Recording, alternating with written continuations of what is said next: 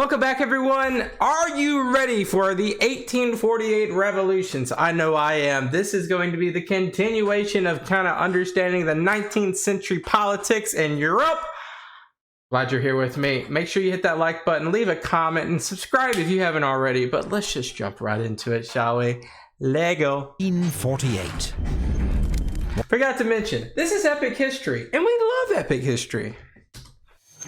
1848. More than 3 decades after his defeat, the shadow of Napoleon Bonaparte and the French Revolution still looms over Europe. The peace settlement of 1815 had been a triumph for reactionary forces. Europe's great powers, Britain, France, Austria, Prussia, and Russia, were committed to working together to ensure no more revolutions. Radicalism and republicanism would not be allowed to disturb the peace of Europe again. Austrian Chancellor Prince Clemens von Metternich is regarded as the architect of this new conservative order. Some historians call it the Metternich system. And yet, across Europe, there are many for whom the ideals of the French Revolution remain not a nightmare, but an inspiration. And we know Metternich is one of the key stabilizers between those 5 great powers. Him and before that we have Canning, and before Canning we have his name escapes me, but basically the Prime Minister of Great Britain, either Prime Minister or Foreign Minister of Great Britain. The name of it escapes me, but then it goes from him to Canning after that guy unfortunately passes away. And Austria, Great Britain, but really Austria, Great Britain, France are kind of like that westernish, stabilizers. But then you got Prussia and Russia that kind of they're like frenemies. So they continuously are talking to each other when it comes to Poland and the the specifics of the northeast of the Europe. So it's just such a mending. And then you got everybody else. You got the German what is it called? Is it the German Confederation or German Federation? One of the two, where you have Austria and Prussia as sister states within that, as well as you have Spain, which is kind of up in arms to continue it. And then you have a segmented Italy. It's just crazy stuff happening. Remain not a nightmare, but an inspiration. Liberals seek personal freedoms and civil rights, such as equality before the law, protected by constitutions, a free press, and regular elections. Nationalists share these aims with a desire in Italy and Germany for national unification, or in the multi-ethnic Austrian Empire for greater recognition, autonomy, and respect for language. And of course, because Austria is really built between, you got kind of the Hungarians, you got the Romanians, you got the Croats, you got Germans, you have true Austrians, you have all these different factions within Austria. And then Austria's also got all these little satellite countries within Lombardy, Venice, and really even Parma and Modena and Tuscany, because those were appointments made by the Austrian Metternich and Emperor. So it's just a weird thing happening. Poles continue to seek the restoration of an independent Poland. Not gonna happen. And have launched one bloody uprising against the Russians in 1830. Their cause is supported by liberals across Europe. In most countries, liberals and nationalists face draconian censorship laws, arrest by the secret police, and bans on political parties and meetings. But there are always loopholes. In France, private banquets turn into political rallies. In Italy, scientific societies discuss politics, while gymnastic groups do the same in Germany. Wow. These liberal movements are dominated by the middle class, with their own local and national agendas, but also many shared values and aims. They are passionate, organized, and waiting for their opportunity. I believe that right now we are sleeping on a volcano. Can you not sense that the earth is trembling again in Europe? Can you not feel the wind of revolution in the air? I wonder who said that. Feels like a Metternich thing. No. Alex de Tocqueville. Interesting.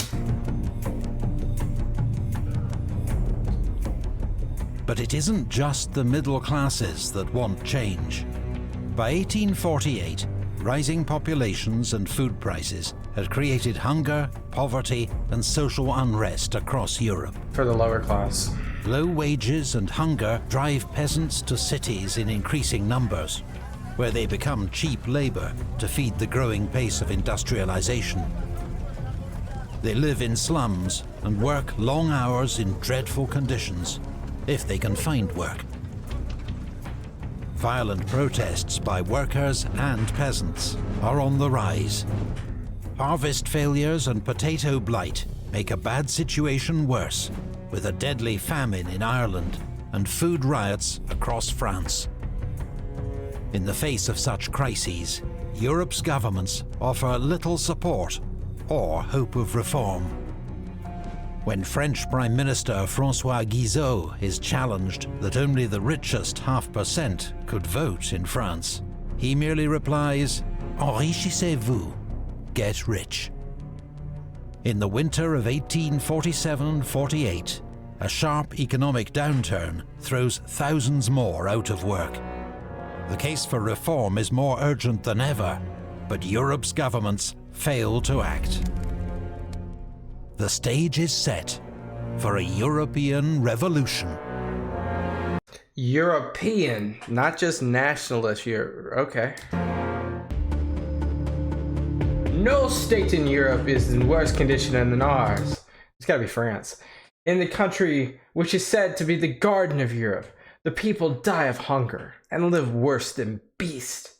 The only law is caprice. That'd be France. Neapolitan? Is it Italy?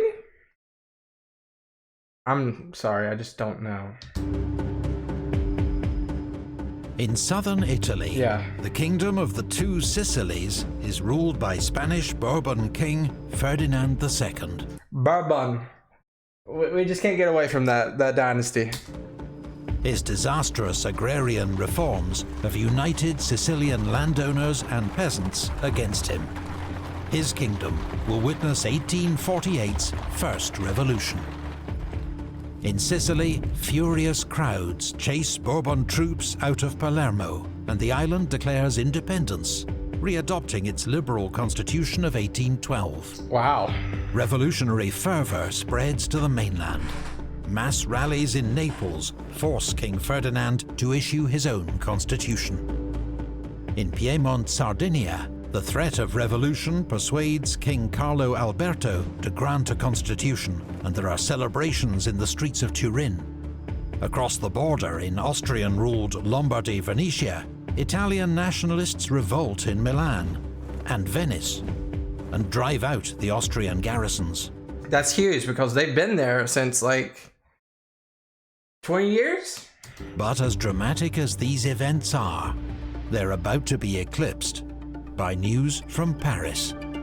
Uh-oh.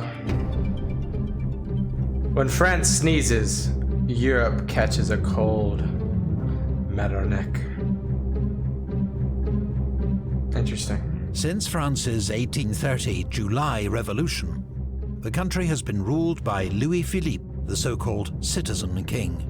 He's a more moderate figure than his Bourbon predecessor, Charles X, but he opposes further reform despite the growing economic crisis. His Prime Minister, François Guizot, is hated. When he bans the banquets that are really opposition rallies, angry crowds march through Paris, chanting, "Down with Guizot, long live reform." Guizot resigns, but it is not enough. Nervous troops fire on the crowds. 52 civilians are killed. And we've seen this time and time again. The 1830, we've seen this. We saw this in the Revolution. We saw this in Revolution to the Directory. just mobs and just getting mowed down by either cannon fire or musket fire. Louis-Philippe loses control of the capital, and as the mob advances on the Tuileries Palace, he abdicates and flees to England. Dang! A new provisional government is formed, and from the Hôtel de Ville, new Foreign Minister Alphonse de Lamartine announces the Republic has been proclaimed. France's monarchy has fallen in just 3 days. The news is carried across Europe by the new telegraph system. I forgot about that. So it's just instantaneous. The effect is electrifying. Tell the people that I agree to everything. Interesting. So, Ferdinand. Oh, Ferdinand is the Austrian Emperor. And now his son's going to become the Emperor. If you know Netflix, there's a show. We're going to take a little tangent real quick for you guys. If you guys got Netflix, I got you a show. It's called Empress. It's like Bridgerton meets Crown. This is going to play a lot into the 1848 revolutions, where the emperor abdicates, and now his son is going to probably, I think it sounds like Franz Joseph, I believe. He's going to take the crown and Austria revolution. I think so. 75-year-old Austrian Chancellor Prince Metternich is among the first to be informed of the revolution in Paris. His police chief assures him there's no chance of such a thing happening in Vienna. But on the 13th of March, around 4,000 students, inspired by the news from Paris, march on the Landhaus, the assembly building, and force their way in. Wow. There's a confrontation with troops who open fire and kill 4. Vienna's workers side with the students. Of course. Much of the crowd's hostility is directed at Metternich. When the State Council suggests he resign, Metternich meekly agrees and heads into exile in England. One of the most extraordinary political careers in Europe's history, spanning 40 years, comes to an end. And he has good ties to England, that's why he goes there. Emperor Ferdinand suffers from epilepsy and a speech impediment, and is a largely passive figure. But when his council announces there will be elections for an assembly that will draft a constitution, crowds cheer him in the street. The secret police disappear. Censorship is ignored. The people of Vienna celebrate. Nationalists within the Austrian Empire are also inspired by events. In the Hungarian parliament, politician Lajos Kossuth makes a fiery speech denouncing Habsburg absolutism as the pestilential air which dulls our nerves and paralyzes our spirit. That's huge. His speech is printed and circulated widely, inspiring others across the empire. Hungarians launch their own revolution, with 12 demands that include greater autonomy, a free press, and parliamentary reform. Czech liberals in Prague form a national committee and also send their demands to Vienna. There is even a Romanian nationalist uprising in the Ottoman province of Wallachia, forcing the abdication of the local prince. This is insane. We were dominated by a vague feeling, as if a great outbreak of elemental forces had begun, as if an earthquake was coming, of which we had felt the first shock. Karl Schwarz. Across the smaller states of Germany, rulers face popular demands for reform. Most quickly grant concessions to avoid losing their thrones. The black, red and gold tricolour, symbol of a united Germany, is prominent among the crowds. Germany's first ever National Assembly meets in Frankfurt, with elected delegates from across Germany. They debate how they will achieve the liberal dream of a unified Germany. And you see how much the telegram, we don't talk about that enough, the telegram, the technology, the sharing of information really starts to trickle into the different not economies, but the different areas of Europe. We can't just let that go over our heads. Technology and transparency is just so important. And begin drafting its national constitution. In the Prussian capital, Berlin, students and liberals are thrilled by developments and celebrate Metternich's fall. King Frederick William IV promises reform, but also moves extra troops into the city. Tensions escalate between Berliners and soldiers, and on the 18th of March, protesters erect barricades. Just like the France. army attacks, leading to vicious fighting in the streets. 800 protesters are killed. That is dwarfing everything else that's happening. That is insane. We saw like 24, 5, 20, 30 in the other areas, but 800? That's a different level. The king loses his stomach for the slaughter and withdraws troops from the city, promising a new constitution. Well, at least he has some awareness there. It's good. Saddle your horses, gentlemen. A republic has been declared in France. The Emperor Tsar Nicholas. Okay. Not all Europe is embracing change. In Russia, Emperor Nicholas firmly opposes any reforms. Russia is like a pseudo-European state, and we all know this. So we always got to be, when we say European, Russia is technically European, but they're always like the most radical of the European states. He'd been badly shaken by the Decembrist revolt on the opening day of his reign. Since then, he has tightened censorship and created a new secret police unit, the Third Department. There is a crackdown on all suspected subversives. Writer Fyodor Dostoevsky is among those arrested and subjected to a mock execution before he is exiled to Siberia. There will be no concessions in Russia.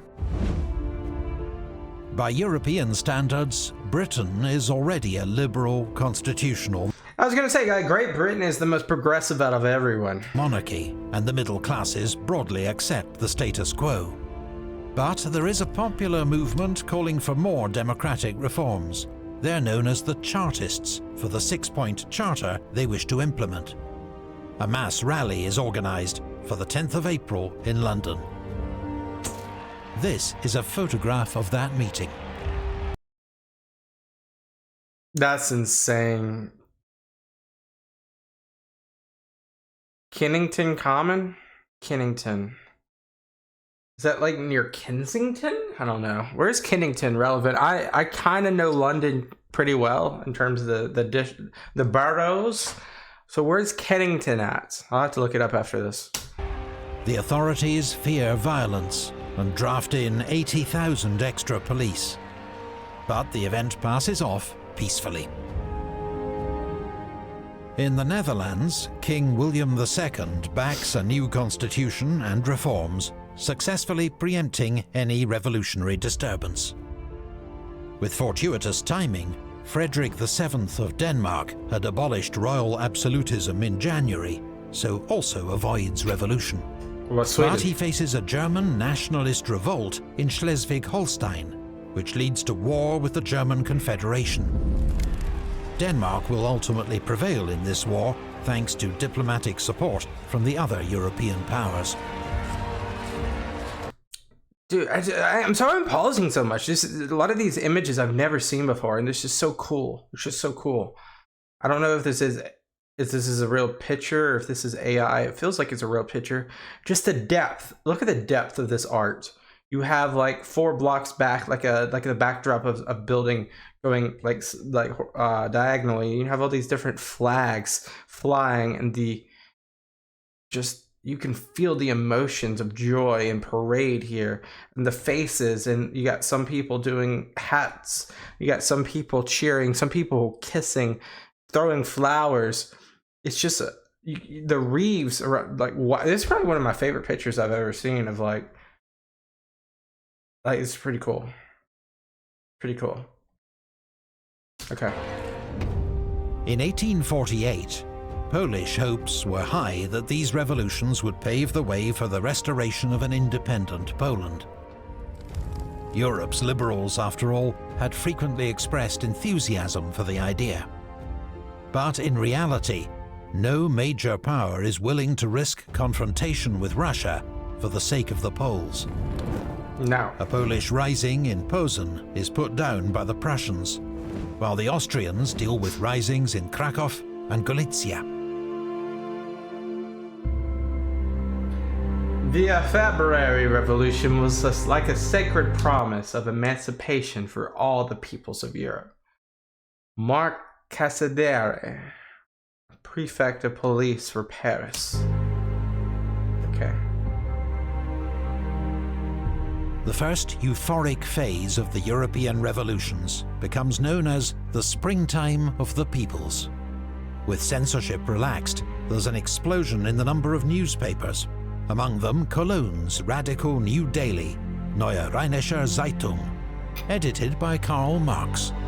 I was about to say, that guy looks very familiar, but I don't know where he's familiar from. Of course, this is before he starts, going a little bit towards, what's it called? Doesn't he go to, how long does he stay in this area versus when he goes to Russia?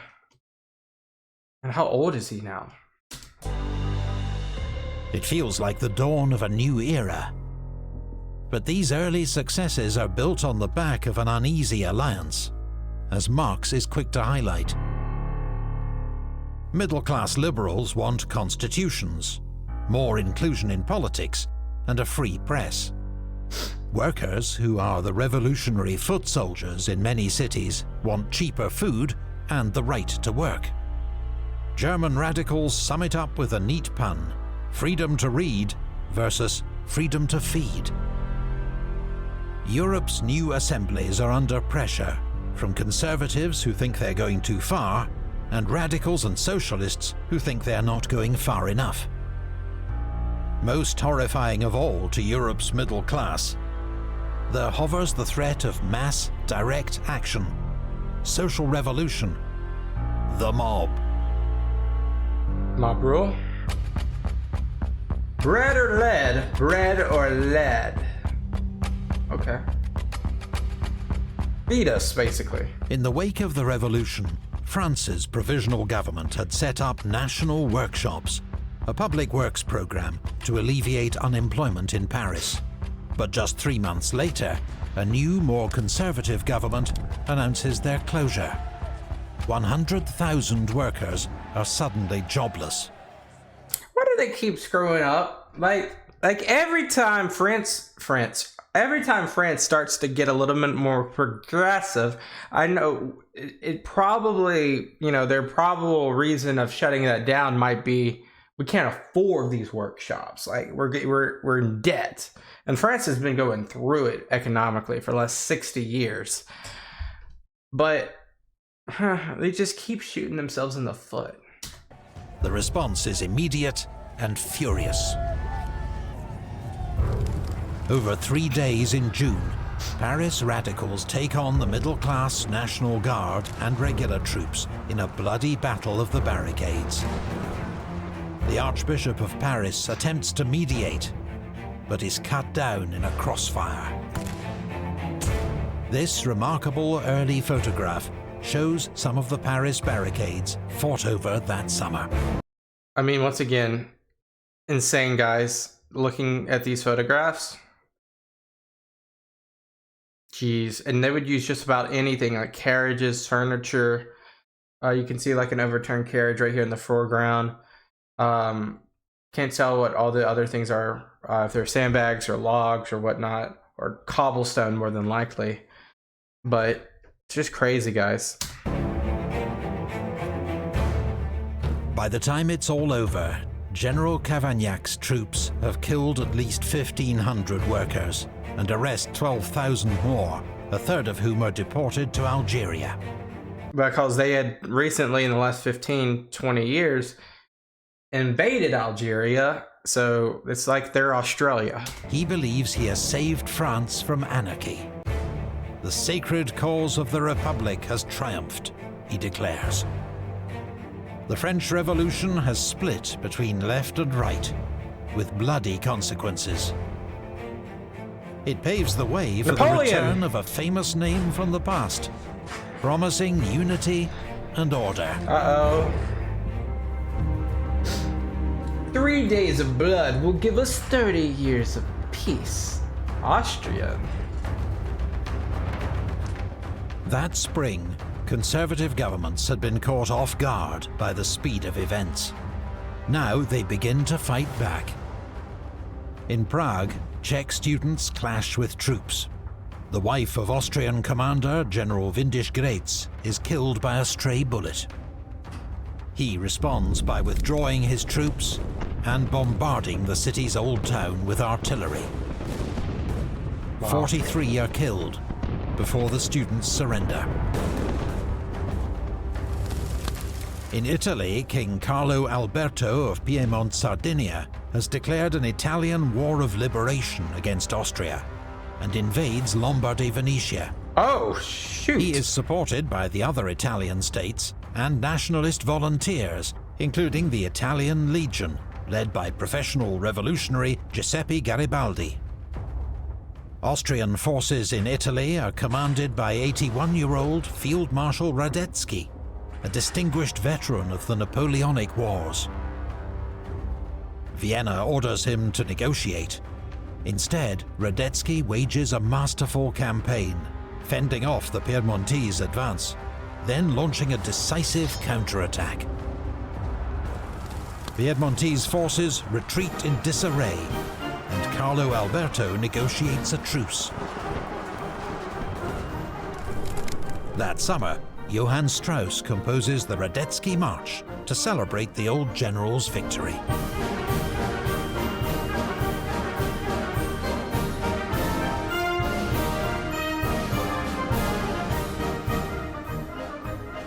Meanwhile, Austrian relations with Hungary are in crisis. The country is now effectively independent, with its own elected parliament and a prime minister, Lajos Batthyány. But not everyone wants to be part of the new Hungary. Savage ethnic conflicts break out between Hungarians and Romanians in Transylvania and Hungarians and Serbs in Vojvodina, leaving thousands dead. An even greater threat is Croatian General Josip Jelačić, a fire-breathing imperial loyalist who takes matters into his own hands and invades what he regards as a renegade province. Wow.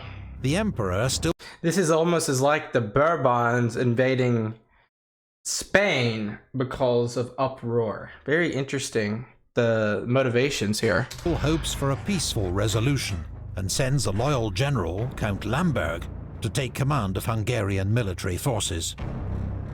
But on arrival, he's brutally murdered by a mob. Appalled, the imperial government declares war on the Hungarian revolutionaries. This in turn outrages liberals and radicals in Vienna. There is fresh violence on the streets, and the Austrian Minister of War is lynched. Jeez. Troops evacuate the city, while the emperor flees to Olmütz. Jelačić marches to the government's aid. He joins forces with Windisch Graetz outside Vienna, and together they bombard the city. Then they attack. The October Rising is crushed, with the loss of 2,000 lives. 25 revolutionary leaders are executed, including Robert Blum, a member of the German parliament in Frankfurt. He becomes a celebrated martyr of the revolutions. Wow. With Vienna secure, the Austrian invasion of Hungary can begin. The Hungarians are heavily outnumbered. Budapest falls, and the Hungarian government evacuates to Debrecen. This is insane. Now we have 40,000 men in and around Berlin. Order in Berlin, and we shall have order in the country. They're now returning to Prussia, I believe. Following the violence in Berlin that March, the King of Prussia withdraws to his palace at Potsdam, on the outskirts of the city. Here he is surrounded by loyal troops and conservative advisors, including a 33-year-old aristocrat named Otto von Bismarck. That sounds familiar, doesn't it? Yeah, I know who that is. When asked for his view on what should be done, Bismarck says nothing, but leans over to a piano and taps out the March of the Prussian Infantry. The forces of conservatism are strong in Prussia. There is deep loyalty to the state and the king. Allies, like Bismarck, adopt the enemy's tactics, launching conservative political organizations and newspapers to mobilize this support. By November, King Frederick William has noted the infighting of his opponents and the defeat of the Vienna Revolution, and decides to act. He orders General Wrangel to lead 13,000 troops into Berlin. They enter the city unopposed and order the Prussian assembly to disperse. Oh, shoot. It has no option but to comply. Prussia will get its constitution, but it is one handed down by the king, under which he retains full executive power. Prussian dreams of a true parliamentary system, even a republic, are dashed. In December, two new players take the stage, who will play key roles in shaping the fate of Europe's revolutions. In Vienna, Emperor Ferdinand abdicates in favor of his 18-year-old nephew, Franz Josef. That's what I was talking about. He will reign until his death in 1916. In Napoleon! Paris, Louis Napoleon Bonaparte, nephew of Emperor Napoleon, is elected President of the French Republic in a landslide victory. Very important. Elected. Elected. He promises to heal divisions, impose order, and restore France to her former glory. The moderates feared the victory of the people more than the Bourbon troops. In Italy, the tumult continues into 1849. In the Papal States, the reforms of Pope Pius had seen him held up as an unlikely liberal role model. But escalating radicalism and violence, notably the assassination of his justice minister, Pellegrino Rossi, caused Pope Pius to flee Rome. In his absence, a Roman Republic is declared. It is led by Giuseppe Mazzini, the iconic figurehead of Italian nationalism, who's devoted his life to the unification of his homeland. It's getting close. But elsewhere, the Italian cause fares badly. Carlo Alberto resumes his war with Austria, with disastrous consequences. At the Battle of Novara, Radetzky inflicts another heavy defeat. Carlo Alberto abdicates in favor of his son, Vittorio Emanuele, to avoid a republican revolution. 12 years later, he'll become the first king of a modern united Italy.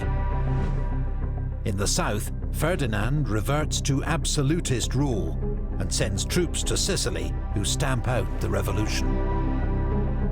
Then, to the dismay of liberals across Europe, French President Louis Napoleon sends troops to crush the Republic of Rome and put the Pope back on his throne. He has decided the support of French Catholics is more important to him than the fate of Italian Republicans. French forces are led by General Oudinot.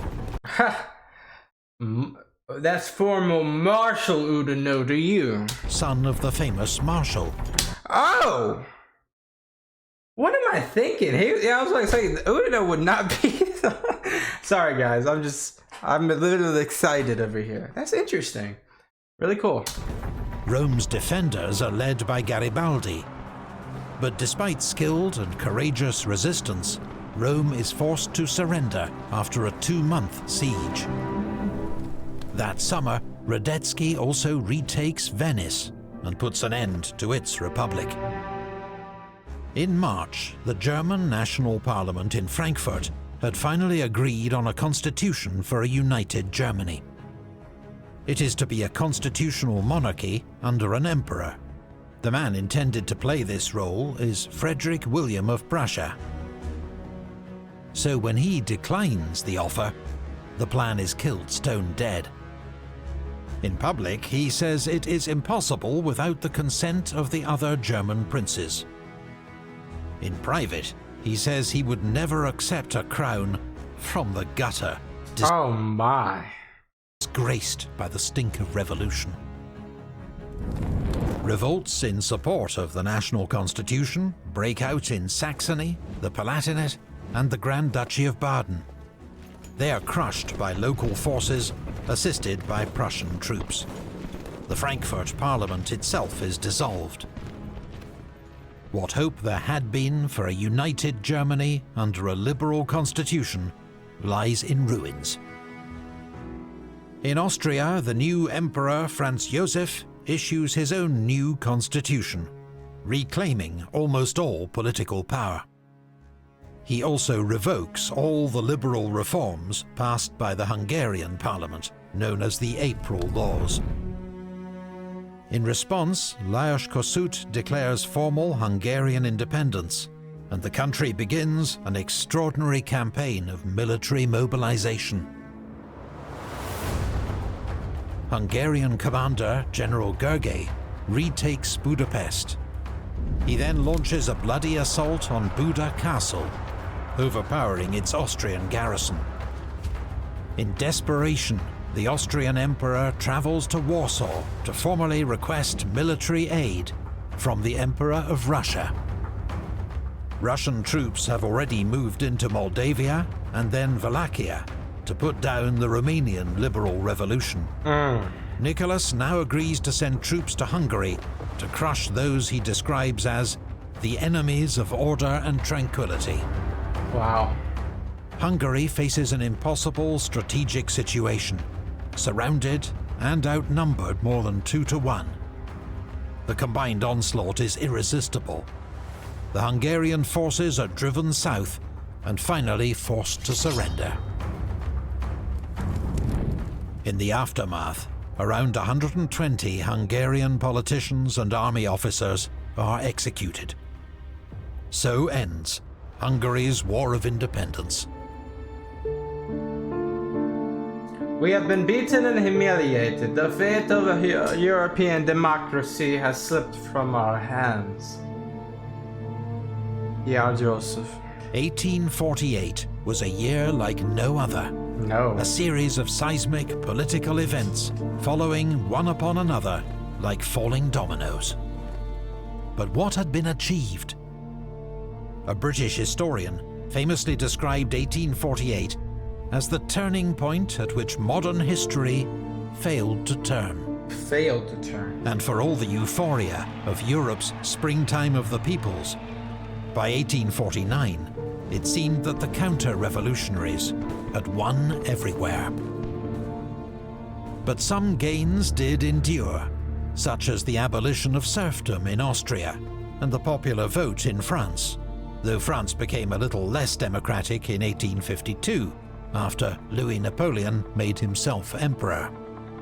Yeah. Across Europe, governments modernized and paid more attention to economic and social issues, partly in response to the new challenges that had emerged from socialist and working-class politics. He made that in London, or what? Was he in London? I don't know much about Karl Marx.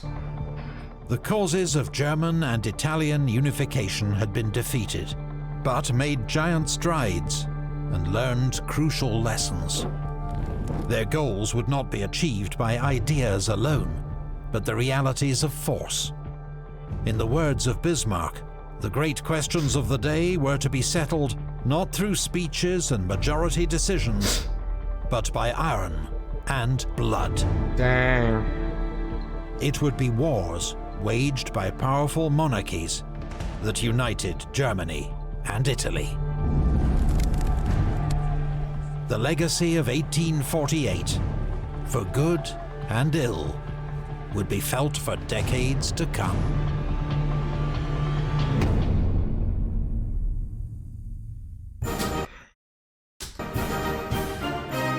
Okay, that's it. Let's go back and let's talk. Let's talk. Guys, what an interesting video. First, I appreciate the recommendation. Please recommend more down below, especially around this time period. Yeah, very cool stuff. I mean, look, it all began in France. You know, when France sneezes, the Europe catches a cold. I mean, it's called momentum. And the Telegraph really put fuel to the fire here.